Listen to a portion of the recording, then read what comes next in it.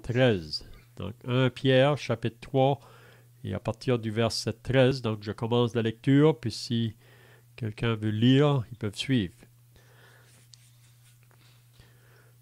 Et qui vous maltraitera si vous êtes zélé pour le bien? D'ailleurs, quand vous souffririez pour la justice, vous seriez heureux. N'ayez d'eux aucune crainte et ne soyez pas troublés. Mais sanctifiez dans vos cœurs Christ, le Seigneur étant toujours prêt à vous défendre avec douceur et respect devant quiconque vous demande raison de l'espérance qui est en vous, et ayant une bonne conscience, afin que là même où il vous calomnie, vous, comme si vous étiez des malfaiteurs, ce qui décrit votre bonne conduite dans Christ, soit couvert de confusion. Car il vaut mieux souffrir, si telle est la volonté de Dieu, en faisant le bien qu'en faisant le mal. Christ aussi a souffert une fois pour les péchés, lui juste pour des injustes, afin de vous amener à Dieu, ayant été mis à mort quant à la chair, mais ayant été rendu vivant quant à l'esprit, dans lequel aussi il est allé prêcher aux esprits en prison. Qui autrefois avait été une patience de Dieu se prolongait au jour de Noé, pendant la construction de l'arche, dans laquelle un petit nombre de personnes, c'est-à-dire 8, furent sauvées à travers l'eau. Cette eau était une figure du baptême qui n'est pas la purification des souillures du corps, mais l'engagement d'une bonne conscience envers Dieu, et qui maintenant vous sauve, vous aussi, par la résurrection de Jésus-Christ. Qui est à la droite de Dieu, depuis qu'il est allé au ciel, et que les anges, les autorités et les puissances lui ont été soumis. Amen. C'est bien. Donc, si vous étiez là la semaine passée, on avait regardé concernant comment que nous, chrétiens, on devrait agir face à de l'opposition ou des persécutions pour la cause de Christ. Donc, on avait vu que Pierre exhorte les chrétiens à être un bon témoignage envers ce monde qui nous entoure.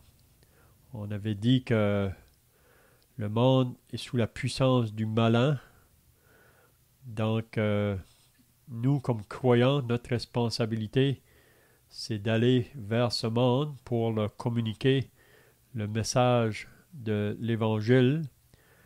Mais le Seigneur a dit à ses disciples que quand ils vont aller pour faire connaître le message, il dit que vous allez être comme des brebis au milieu des loups.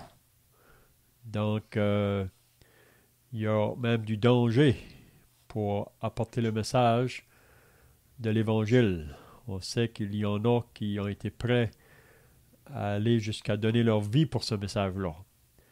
On a l'exemple des apôtres, même on a l'exemple de l'apôtre Paul aussi dans ses voyages missionnaires. Si vous lisez dans les Actes des apôtres, on lit à propos de 3 voyages missionnaires que l'apôtre Paul a fait.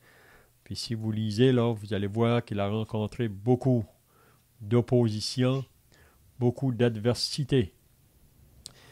Mais il faut aussi user de la sagesse. Même l'apôtre Paul nous dit dans 1 Corinthiens 9, il dit « Je fais tout pour la cause de l'Évangile ». Donc on sait que l'apôtre Paul, quand il était parmi les Juifs, il agissait d'une manière dans le but d'atteindre ces personnes-là avec le message. C'était pas facile parce que Paul, autrefois, qui était dans le judaïsme, même autrefois qui était celui qui persécutait l'Église, mais après qu'il a été sauvé sur le chemin de Damas, cet homme-là vraiment a été transformé. Puis son message, c'était d'aller premièrement vers les siens, vers son peuple, puis ensuite il est allé vers les nations païennes. Mais son peuple vraiment le regardait comme une peste. Il cherchait à le faire mourir. Mais on peut voir que Paul, lui, de son côté, si vous lisez Romains au chapitre 9 là, et même 10, son désir, c'était que son peuple soit sauvé. Donc il faisait tout pour les atteindre. Puis il dit quand il était avec les païens, il faisait aussi la même chose. Même le Seigneur a dit à ses disciples, là, quand ils vont aller avec le message, d'être sages comme des colombes, rusés comme des serpents. Donc, c'est-à-dire qu'il faut réaliser que nous étions aussi autrefois dans nos péchés, que nous étions aussi autrefois marchant sur le chemin large, selon les désirs de la chair, selon nos propres pensées. On était par nature des enfants de colère. Donc c'est juste la grâce de Dieu vraiment qui est venue nous chercher.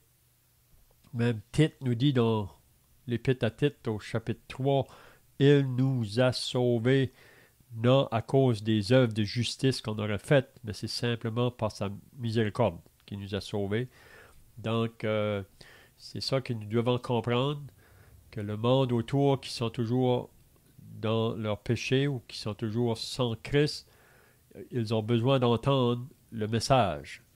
Puis qu'est-ce qu'on va voir ce matin, où on a vu un peu la semaine passée, que rendre témoignage pour le Seigneur, c'est pas toujours en parole. On sait qu'on commence avec des paroles, mais ensuite, les gens vont nous regarder vivre, que si notre vie concorde avec les paroles que nous annonçons. Parce que vous savez que beaucoup de personnes que moi, je rencontre dans le travail de l'Évangile, beaucoup parfois rejettent parce qu'ils ont eu des mauvaises expériences avec la religion des hommes. Puis pour eux, ils associent souvent les religions autour à Dieu, puis à cause des scandales qui se passent, donc il dit, si c'est ça Dieu, on ne le veut pas. Hein? Mais c'est pour ça que nous, les croyants, c'est très important le témoignage qu'on va porter afin de gagner les autres. Puis c'est comme je viens de dire, c'est pas toujours en parole. Vous vous rappelez quand on a regardé au début du chapitre 3, là, de 1 Pierre, il parle de la femme qui doit se soumettre à son mari, puis qu'elle peut gagner son mari sans parole. Sans parole. Donc, on sait que notre responsabilité, même pour nos familles, nos voisins, les collègues de travail, les étrangers, notre responsabilité, premièrement, c'est de leur communiquer le message. Mais par la suite, il faut vivre ce message-là devant eux. Puis c'est ça qui va être très important, là. Même Paul dit dans l'épître aux Corinthiens, la deuxième épître aux Corinthiens, il dit que nous, chrétiens, nous sommes une lettre écrite devant les hommes. Et donc, beaucoup de gens aujourd'hui ne lisent pas la parole de Dieu, mais ils devraient être capables de lire la parole au travers de nous. Et on est comme une lettre écrite. Donc, c'est bien. Si on revient maintenant au verset 13, là, de ce qu'on a lu ce matin, 1 Pierre 3, 13, Pierre dit, « Et qui vous maltraitera si vous êtes zélés pour le bien? » Et qui vous maltraitera si vous êtes zélés pour le bien? Est-ce que quelqu'un aurait des pensées ici de qu'est-ce que Pierre veut dire dans ce verset-là? Ben, je pense que la pensée naturelle, c'est que si on fait ce qui est bien, il n'y a personne qui va s'en prendre à nous. Il n'y a pas de raison que quelqu'un veuille nous faire du mal si on fait du bien, si on lui a fait à cette personne-là aussi du bien. C'est la pensée, on pourrait dire naturelle, la réaction naturelle des gens. Par contre, le verset 14 vient un peu mettre je dirais pas un bémol, mais peut-être une clarification à ça. Il y a quand même toujours une possibilité, mais l'ordre naturel des choses, c'est que les gens reconnaissent et voient lorsqu'on leur fait du bien et sont pas portés à nous frapper en retour.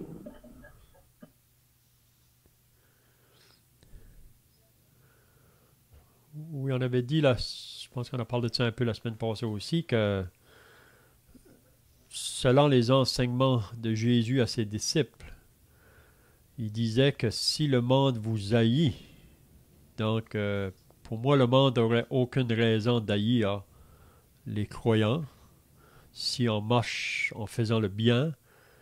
Mais souvent, qu'est-ce qui arrive? Parce qu'on vit dans un monde qui est dans les ténèbres, qui est sous la puissance du mal.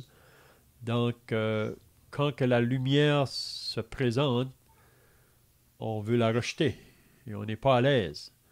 On a l'exemple de Joseph devant ses frères.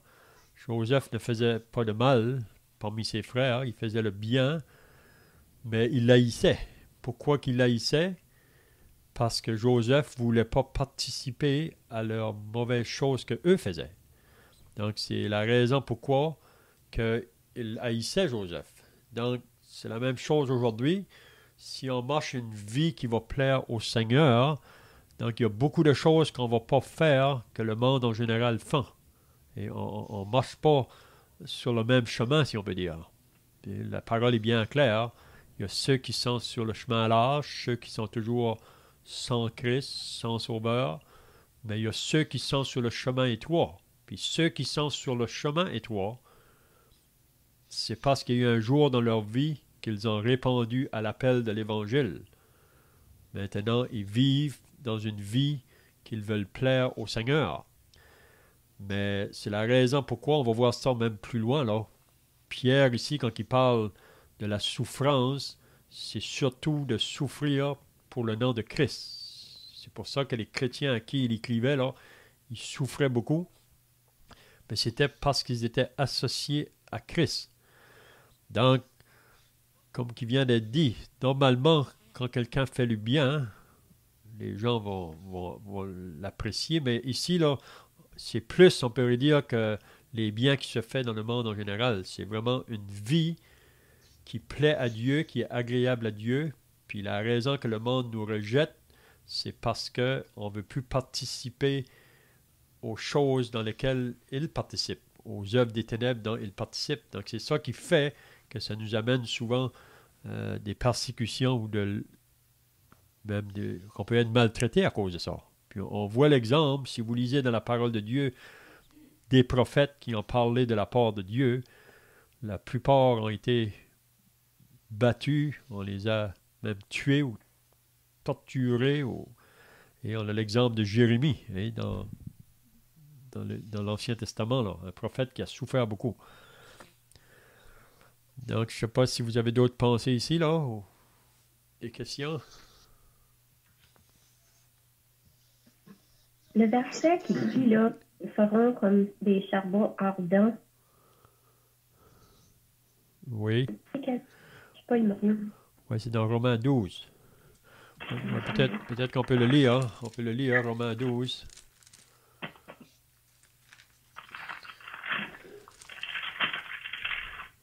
Romains 12. Si on le voit dans Romains 12, à la fin, là, vers le verset 17, on peut peut-être le lire si vous voulez. Romains 12, du verset 17 à 21, si quelqu'un veut le lire.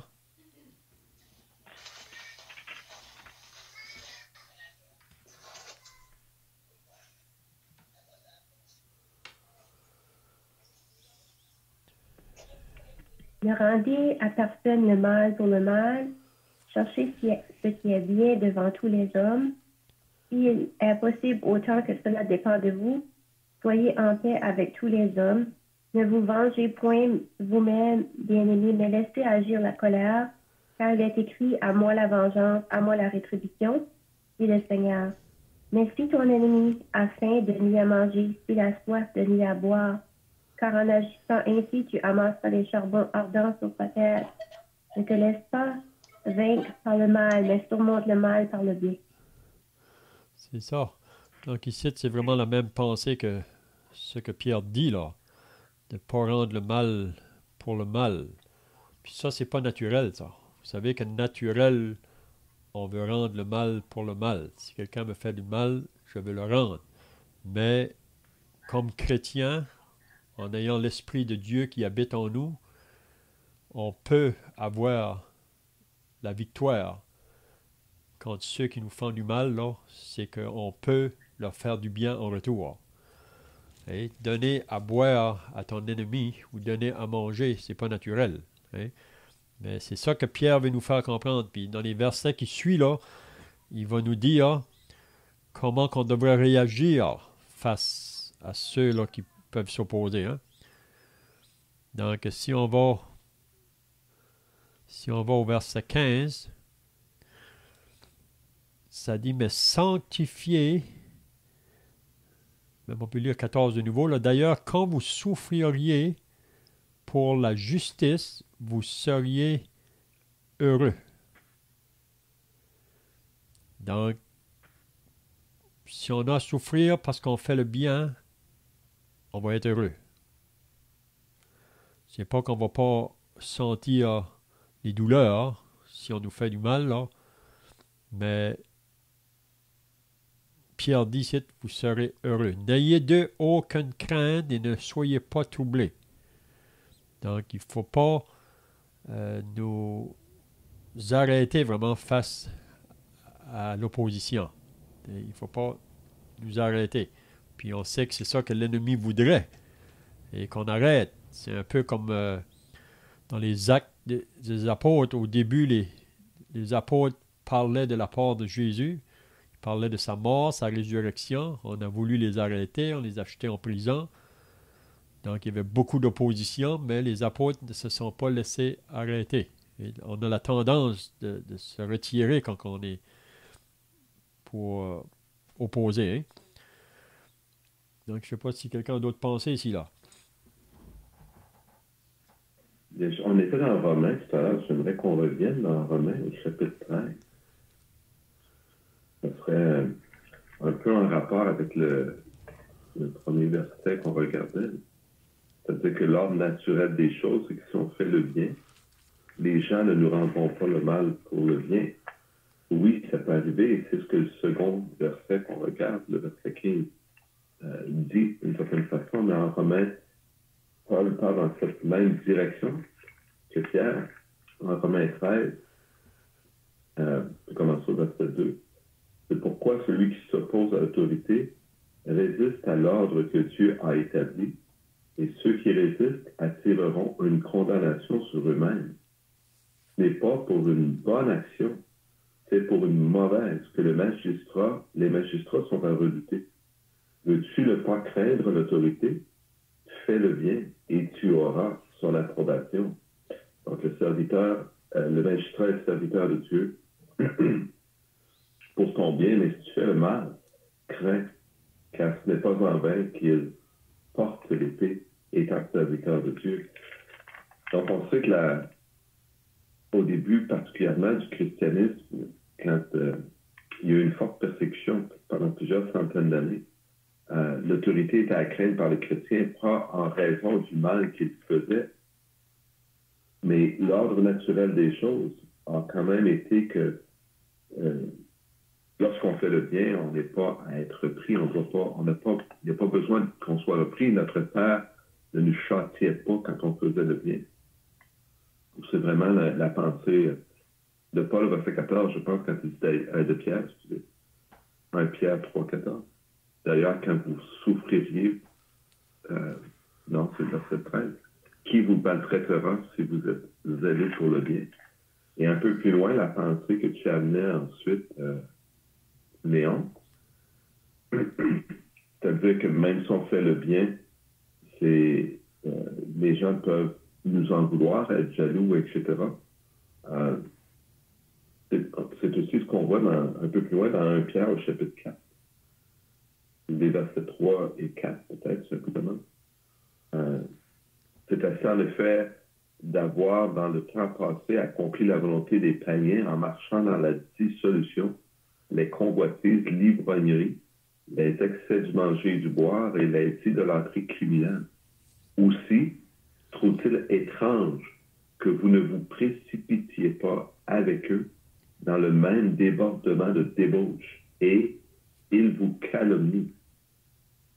Donc, c'est pas parce qu'on se précipite dans des débordements de débauche c'est pas parce qu'on convoite, c'est pas parce on s'enivre, mais ces gens nous calomnient. Donc, ils voient une différence. Et parfois, cette différence, c'est ce témoignage dont tu parlais au début, Léon. Ils ont entendu l'Évangile, mais ensuite, ils voient dans notre vie ce témoignage de Christ qui se manifeste. Et on ne participe pas avec eux dans les mêmes débordements de débauche, comme dit Pierre, et là, ils nous calomnient. Donc, ça se retourne un peu contre nous, comme ça s'est retourné contre le Seigneur Jésus, parce que on voit le bien que le Seigneur faisait au milieu du peuple et comment les hauts dirigeants se sont mis à envier Jésus, un peu comme l'histoire de Joseph, hein, qui est un type de Jésus-Christ, combien ils ont haï leur frère, combien ils ont été jaloux de leur frère qui faisait bien, leur frère Joseph. Et ça a été la même chose parmi le peuple.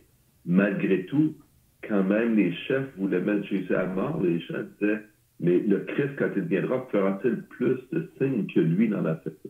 Donc les gens étaient quand même déchirés et confondus, le témoignage demeure présent, mais il y a ce rejet qui vient de cette jalousie, si on veut, du cœur méchant de l'homme, qui est en parallèle avec le fait qu'on n'est pas rejeté parce qu'on fait le bien, mais à cause du témoignage qui est rendu de Christ. Je ne sais pas si ça... En tout cas, c'est ma perception de ces versets-là. C'est ça, c'est un des points vraiment, comme tu disais au chapitre 4, que c'est parce qu'on ne veut plus participer aux choses qu'on participait autrefois avec ceux avec qui on se tenait autrefois. Alors, c'est pour ça vraiment la persécution. C'est parce que le chrétien qui marche vraiment fidèlement, agréable au Seigneur, c'est qu'il reflète une lumière vraiment autour de lui.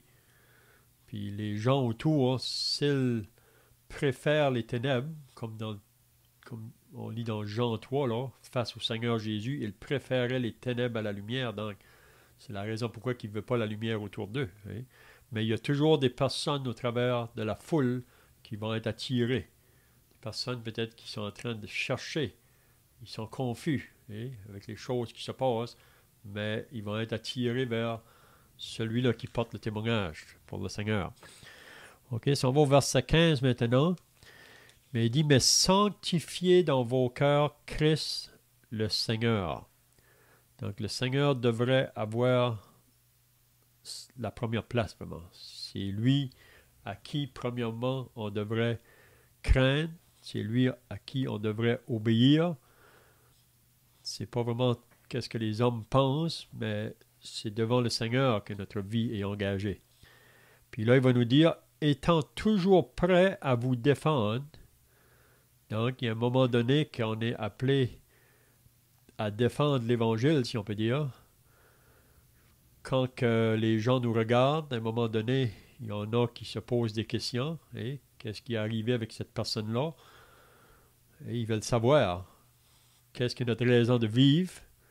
Donc, c'est ça qu'il nous dit, c'est là, mais sanctifiez dans vos cœurs Christ le Seigneur, étant toujours prêt à vous défendre. Donc, comment qu'on doit le faire? Comment qu'on doit se défendre? Avec douceur et respect. Donc, c'est très important ça. Douceur et respect. Devant quiconque, n'importe qui. Ça peut être des gens en haute autorité ou des gens très simples qui peuvent s'approcher pour demander quelle est la raison pourquoi on vit de cette manière-là. Mais on devrait le faire avec douceur et respect devant quiconque vous demande raison de l'espérance qui est en vous. Donc, il y a des gens qui veulent savoir. Encore là, il faut discerner les personnes qui s'approchent, parce que vous savez, souvent même, le Seigneur Jésus, il y a des personnes qui s'approchaient de lui, mais c'est souvent, ils n'étaient pas honnêtes. Ils cherchaient dans le but de trouver des failles en lui. Puis parfois, on peut rencontrer des gens comme ça aussi. Mais c'est pour ça qu'on a besoin d'être sage comme les colombes, rusé comme le serpent, pour savoir comment répondre à quiconque, là, à chaque personne. C'est comme je dis souvent, que chaque personne qu'on rencontre, nous avons le même message à leur donner, mais on ne parle pas avec les personnes toutes de la même manière, si on peut dire, ou les approcher toutes de la même manière.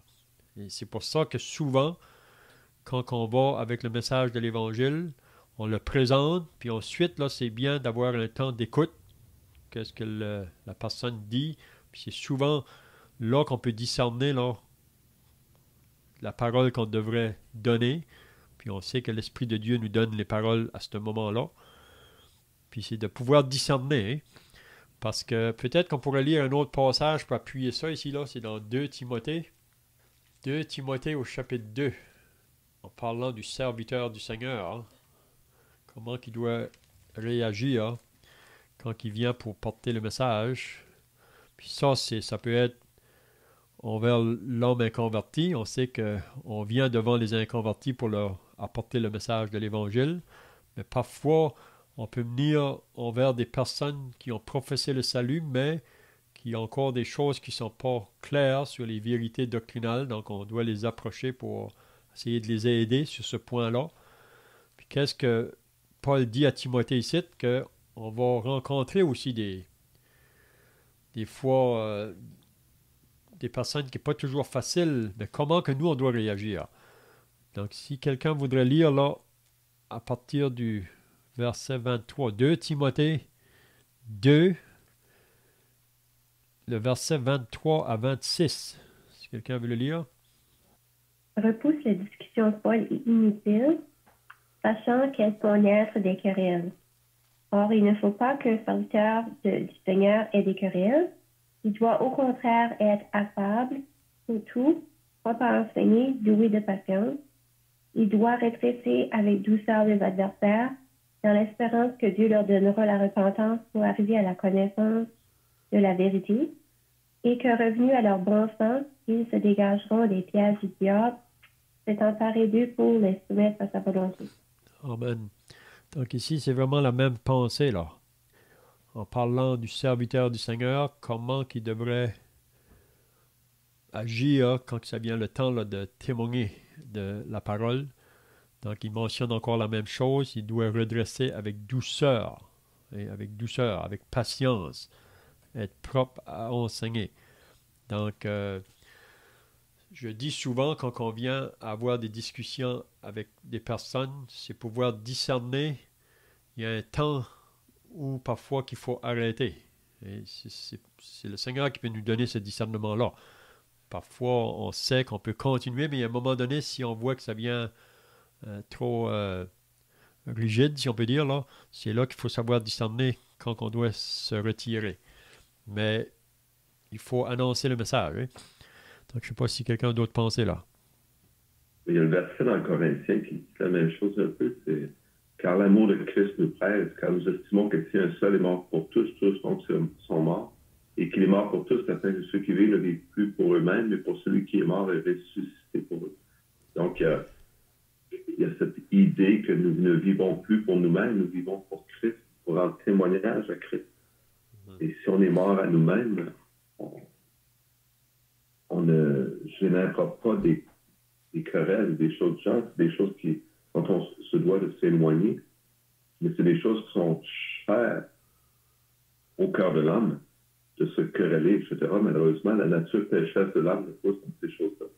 Il y a aussi un verset, je pense que c'était dans Colossiens, je ne suis plus certain, ne sort de votre bouche aucune parole mauvaise, ni le verset méchant. Mais il y a cette même pensée qu'on devrait vraiment émaner la pensée de Christ, la pensée de Dieu. D'ailleurs, le Seigneur Jésus s'est fait frapper en plein visage alors qu'on le jugeait. Et on voit que le Seigneur Jésus s'est tourné vers la personne qui l'a frappé. Et il lui a dit, parce que le soldat l'a frappé en lui disant, c'est ainsi que tu parles au souverain sacrificateur. Et le Seigneur Jésus de répondre, si j'ai mal parlé, dis ce que j'ai dit de mal. Et si j'ai bien parlé, pourquoi me frappes-tu? Donc, le Seigneur Jésus a vraiment répondu avec douceur à cet homme qui a agi avec violence face au Seigneur Jésus, qui était dans son droit. Donc, c'est vraiment la pensée naturelle de l'homme. C'est plutôt de œil pour œil et dent pour dent. Et certains vont dire, oui, mais c'est écrit dans la Bible. Mais on voit l'enseignement de Dieu qui explique la pensée de Dieu, l'enseignement complet de Dieu. Œil pour œil et dent pour dent, c'est déjà de dire, allons pas au-delà de la limite de ce qui nous a été fait. Mais la pensée de Dieu, c'est pas qu'on se rende là, qu'on se rende jusque-là, mais vraiment qu'on pardonne et qu'on tende le bien pour le mal et non le mal pour le mal. Oui, il y a un proverbe qui dit « Une parole dure excite les querelles, mais une parole douce calme la fureur. » Donc, la douceur va toujours avoir la victoire, si on peut dire, même si l'autre côté peut être dur, mais avec douceur, on peut gagner les hommes. Hein? OK, donc, le verset 16 maintenant, « Et ayant une bonne conscience, afin que l'homme même où il vous calomnie. » Donc, ça, c'est très fort ici, là. Donc, Pierre dit aux chrétiens, ayant une bonne conscience, afin que l'homme même où il vous calomnie. Donc, ils vont nous calomnier, ça veut dire qu'ils vont dire des choses fausses de nous. Puis ça, c'est pas facile, ça. Naturellement, quelqu'un qui parle de nous en faux, on veut. Mais ici, on voit que c'est pour ça que c'est très important notre vie chrétienne, là, qu'elle soit vécue devant Dieu et non pas devant les hommes. Que même si on nous accuse, dans notre conscience, on sait qu'on est dans la volonté de Dieu. Oui? Donc, il y a une bonne conscience afin que l'homme même où il vous calomnie comme si vous étiez des malfaiteurs. Donc, on est regardé comme des gens qui font le mal. C'était un peu ce qu'on disait du Seigneur. On disait de lui qui était possédé d'un démon, qui était le prince de Beelzébul, je pense qu'il disait. Donc, comme si vous étiez des malfaiteurs, ceux qui décrivent votre bonne conduite en Christ soient couverts de confusion. Donc là, Pierre va dire, car il vaut mieux souffrir. Donc, mieux souffrir, si telle est la volonté de Dieu, en faisant le bien qu'en faisant le mal. Et comme on disait la semaine passée, il y a beaucoup de personnes aujourd'hui qui souffrent, mais ce n'est pas pour la cause de Dieu. Ils souffrent parce qu'ils font le mal. Et même Pierre, si on va là, au chapitre 4, là, il mentionne ça encore, là. Si on va au verset 14 du chapitre 4 de 1 Pierre, il dit « Si vous êtes outragés pour le nom de Christ, vous êtes heureux. » Donc Pierre dit un peu la même chose que Jésus disait dans les béatitudes, là. Vous allez être outragés à cause de mon nom. Mais si vous êtes outragés pour le nom de Christ, vous êtes heureux, parce que l'Esprit de gloire, l'Esprit de Dieu repose sur vous. Puis c'est là qu'il dit là, que nul de vous, en effet, ne souffre comme meurtrier. Donc, vous savez, il y a beaucoup de gens aujourd'hui qui souffrent parce qu'ils sont des meurtriers, ou les voleurs, ou malfaiteurs, ou comme s'ingérant dans les affaires des autres ou d'autrui. Donc, le chrétien ne doit pas être appelé à souffrir en faisant ces choses-là. Ça, c'est le mandement. Mais si quelqu'un souffre comme chrétien, qu'il n'en ait point honte, et que plutôt il glorifie Dieu à cause de ce nom. Donc, souffrir parce qu'on est chrétien. On ne doit pas en avoir honte. Hein? Donc, je ne sais pas si quelqu'un d'autre a des questions ici, là, ou des pensées ajoutées, vous pouvez le faire. Il y a quand même les paroles peut-être même surprenantes de l'apôtre quand il dit on pourrait souffrir et ce serait la volonté de Dieu. Car il vaut mieux souffrir si telle est la volonté de Dieu en faisant le bien qu'en faisant le mal. Donc, Dieu peut permettre dans notre vie de la souffrance comme Christ lui-même, qui est notre exemple, a souffert. Et ça peut être la volonté de Dieu. Ce n'est pas que Dieu désire que l'on souffre en soi, mais c'est que pour rendre témoignage il peut être nécessaire que le chrétien souffre. D'ailleurs, ce n'est pas une chose nouvelle. Il y en a qui ont souffert beaucoup. On peut penser, bien sûr, aux exemples frappants comme celui de Daniel, qui injustement a été jeté dans la fosse aux lions. Et pourquoi? Bien, Daniel a souffert en faisant ce qui est bien, en faisant la volonté de Dieu. Daniel, on le sait, on ne racontera pas l'histoire, mais avait refusé d'arrêter de prier ou de prier autre que Dieu, son Dieu. Ses copains aussi, Shadrach, Meshach et Abednego, qui ont été jetés dans la fournaise ardente, on le sait, ont souffert. Bien sûr, Dieu les a gardés dans ce cas-là, ce qui ne veut pas dire que Dieu nous gardera de tout mal. D'ailleurs, avant d'aller dans la fournaise, ils ont répondu au roi, nous n'avons pas besoin de te répondre là-dessus. Dieu peut nous délivrer. Et il nous délivrera.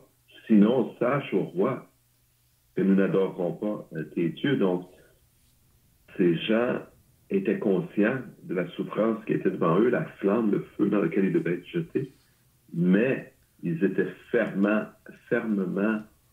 assis dans la volonté d'accomplir ce que Dieu demandait et de faire. Donc, ils étaient prêts à souffrir, en d'autres mots, si telle était la volonté de Dieu, vraiment comme c'est écrit là, toujours en espérant que Dieu pourrait peut-être même les délivrer de cette souffrance. Mais parfois, la souffrance et la douleur est nécessaire. On ne sait pas à quel point, vous vous souvenez, le premier martyr qu'on voit dans la Bible, Étienne, lorsqu'il a été mis à mort, c'est au pied de l'apôtre Paul hein, que les gens venaient mettre leur manteau. Paul lui-même en rend témoignage. Et plus tard, on lit Paul qui dit « Je suis le moindre de tous les apôtres, je ne suis pas digne même d'être appelé chrétien. » Et Paul sait qu'il a participé à la mise à mort d'un des siens, un des fidèles disciples du Seigneur Jésus-Christ, mais quel rôle aura joué cette mort, on pourrait dire cette sainte mort de l'apôtre, pas de l'apôtre, mais d'Étienne, dans la vie ou dans la conversion de l'apôtre Paul. Donc, Dieu veut se servir de nous, de notre témoignage, afin d'atteindre ce monde qui est dans les ténèbres, comme nous l'étions nous-mêmes autrefois. Et Dieu a été patient à mon égard. Puis je me souviens moi-même comment l'Évangile m'a été annoncé. J'ai reçu avec un peu un sourire. J'ai pas frappé personne, etc., mais j'ai un peu méprisé, ridiculisé dans mon cœur ces gens qui me parlaient de Dieu et de l'Évangile au commencement. Donc, on peut s'attendre à ce que nous-mêmes, on soit rejetés à cause du nom de Christ aussi. Donc, le verset 18, peut-être qu'on peut garder un peu, là. Le verset 18, là, Pierre nous ramène l'exemple suprême, si on peut dire. Et on voit ça. Donc, il va nous parler de Christ. Donc, il dit Christ aussi a souffert. Donc, c'est pour ça qu'il ne faut pas manquer ce point-là. Si on a à souffrir pour Christ, Christ aussi a souffert. Puis on sait le pourquoi de ces souffrances. Donc, il dit Christ aussi a souffert une fois pour les péchés. Donc, Christ a souffert une fois. Il ne va pas le refaire de nouveau, ça. Il l'a fait une fois. Une fois pour les péchés. Lui, juste pour des injustes. Donc, lui, le juste, le seul juste. C'est pourquoi qu'il était le seul qui pouvait prendre la place des coupables. L'innocent qui prend la place du coupable. Hein? Lui, juste pour des injustes. Donc, c'était nous, ça, les injustes. Puis pourquoi Christ a souffert une fois pour les péchés? C'est afin de nous amener à Dieu. Parce que sans la mort de Christ pour nos péchés, personne n'aurait été amené à Dieu. Afin de nous amener à Dieu, ayant été mis à mort quant à la chair, mais ayant été rendu vivant quant à l'esprit. Donc, qu'est-ce que Pierre veut dire ici? Ayant été mis à mort quant à la chair, mais ayant été rendu vivant quant à l'esprit. En fait, on sait que Christ a été mis à la croix, à la mort, sur la croix, et que son esprit maintenant vit en nous. On a un peu la même pensée au verset 1 du chapitre 4, là, quand il dit « Ainsi donc, Christ ayant souffert dans la chair. » Ça veut dire comme un homme dans son corps. Il a souffert pour la cause du péché, pas pour ses péchés à lui, mais pour nos péchés. Puis il nous dit encore là au verset 1 du chapitre 4, « Vous aussi armez-vous de la même pensée. » Donc il faut que nos pensées soient, comment je dirais là, si Christ a souffert pour le péché, donc nous aussi, on va être associés à la souffrance parce que maintenant on est associés avec lui. Dans lequel aussi il est allé prêcher aux esprits en prison. Donc, qu'est-ce qu'il veut nous apporter ici, là? Il faut peut-être continuer pour voir qu'est-ce qu'il veut dire, là. Qui autrefois avait été incrédule, lorsque la patience de Dieu se prolongeait au jour de Noé, pendant la construction de l'arche dans laquelle un petit nombre de personnes, c'est-à-dire 8, furent sauvées à travers l'eau. Donc, qu'est-ce que Pierre veut nous dire? Je ne sais pas si on ne devrait pas, peut-être mieux de garder ça pour la semaine prochaine, là, parce que le temps est pas mal passé, là. C'est des versets qui n'est pas toujours facile à comprendre. On sait qu'il y a beaucoup de commentaires qui ont été dits sur ces versets-là, mais je sais que ce n'est pas tous les commentaires qui sont bien. Donc, pour moi, c'est peut-être mieux d'attendre la semaine prochaine pour amener la pensée ici, là, à moins que quelqu'un ait d'autres pensées avant de terminer, là. Ben, c'est bien, on va terminer par la prière, puis ensuite on pourra chanter un cantique pour terminer.